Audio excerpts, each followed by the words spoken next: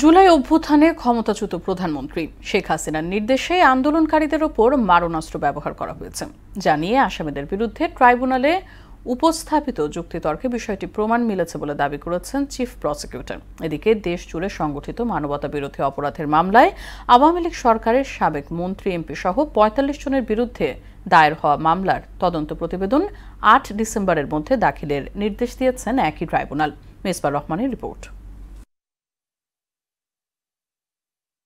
শেখ হাসিনা, সাবেক স্বরাষ্ট্রমন্ত্রী আসাদুজ্জামান খান কামাল সহ ৩ আসামির বিরুদ্ধে করা মানবতা বিরোধী অপরাধের মামলায় বুধবার চতুর্থ দিনের মতো যুক্তিতর্ক উপস্থাপন করে প্রসিকিউশন। গত ৩ দিন এই মামলার পটভূমি ও সাক্ষীদের জবানবন্দি বিশ্লেষণ করেন চিফ প্রসিকিউটর। এদিন এই মামলায় ৫টি অভিযোগের দ্বিতীয়টি তুলে ধরেন তিনি একাধিক টেলিফোন কনভারসেশনের মাধ্যমে।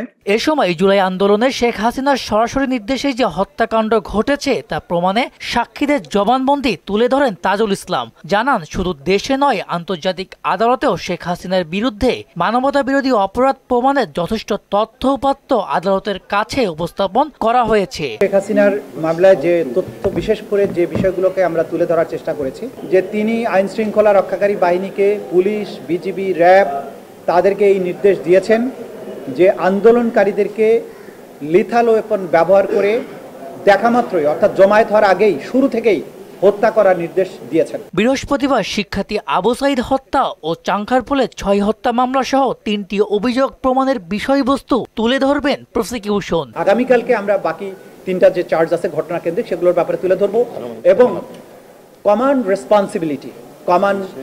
রেসপন্সিবিলিটির উপরে যে আন্তর্জাতিক আইন, দেশীয় আইনের যে সমস্ত দৃষ্টান্ত আছে, নজির আছে, সেগুলো আমরা তুলে ধরবো এবং তার মধ্য দিয়ে হয়তো প্রসিকিউশনের আর্গুমেন্টের আমরা সমাপ্তি দিতে চাই। এদিন জুলাই আন্দোলনে দেশ জুড়ে সংগঠিত মানবতা বিরোধী অপরাধের মামলায় আনিসুল হক, আমির হোসেন আমো, সালমান এফ রহমান সহ আওয়ামী লীগের ১৬ এমপি মন্ত্রীকে হাজির করা হয়। আগামী ৮ ডিসেম্বরের মধ্যে এই মামলার তদন্ত প্রতিবেদন দাখিলের নির্দেশ দেন ট্রাইব্যুনাল।